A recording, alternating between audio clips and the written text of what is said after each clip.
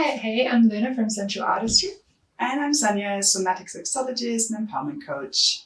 Yeah, and now we're going to be chatting to you about a few simple ways that you can make your kinky play safer. Yes, so the first thing that we always implement in our plays is a check-in.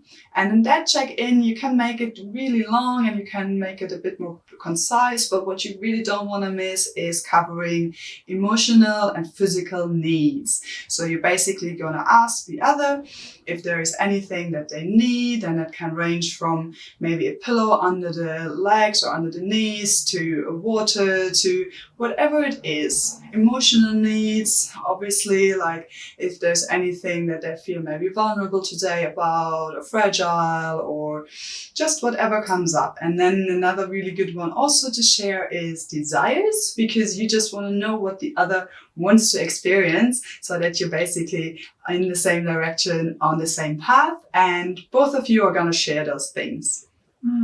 And I'll link to a comprehensive video on a million different check-ins that you can do underneath as well.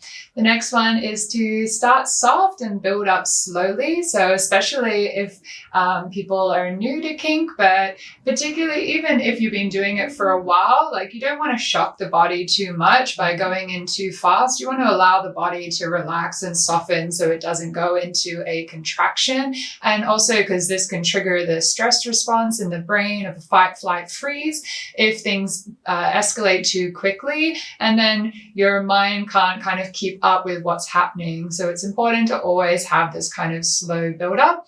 And if someone is new and they have a bit of anxiety around their kink play, then it's really good to kind of bounce between being in the scene and having your tough role or the kind of hard character that you're putting on, and some sweet loving affection. So don't be afraid to mid-play make some eye contact, let them know that they're safe and that you love them or something like that, so that they feel really cared for. And it can be soft and hard at the same time. It's not mutually exclusive. Yeah, totally.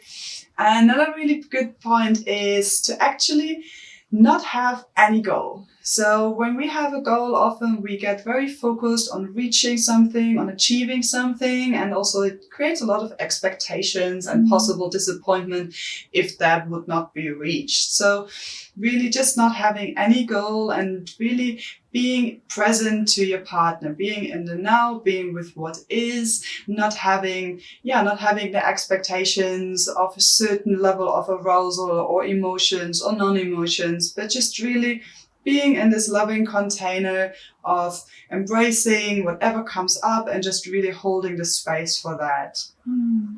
And the next tip is using communication tools like the traffic light system, and as well, obviously, safe words are vital in kink. So the traffic light system is saying green means go, or you can go harder, or I like that. Orange means like, oh, I'm hitting my limit. I don't want more of that, or maybe I want something changed. And then red means stop doing that action. So then you don't have to stop the whole scene. When you say red, it can be just that particular thing and maybe have a bit of a break, while then you can the safe word is to end the scene completely. So make sure you're on the same page before you start playing around what kind of system you're going to use, what kind of communication tools, and always check in midway as well. In the middle of play, always asking, is this okay? How do you like the speed? How do you like the intensity? Getting really used to communicating, and also ask the bottom, speaking your needs and communicating if you need something changed.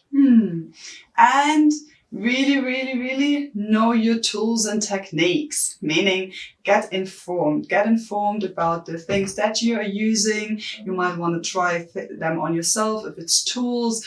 Really get support and learn from a professional person, especially also when it comes to things like rope or bondage or anything that's a bit more extreme.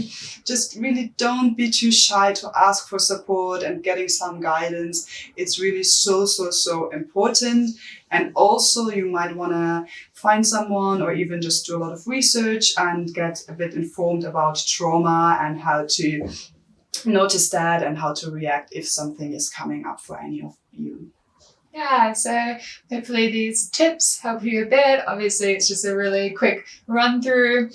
Sonia and I created a course, The Art of Tantric Kink, where we have a lot more information on a lot of different kink practices, including a lot of safety and trauma awareness and things like that. So if you're interested, then check out the link in the comments. Yeah, and it's an online course, so you can do it anytime and from anywhere.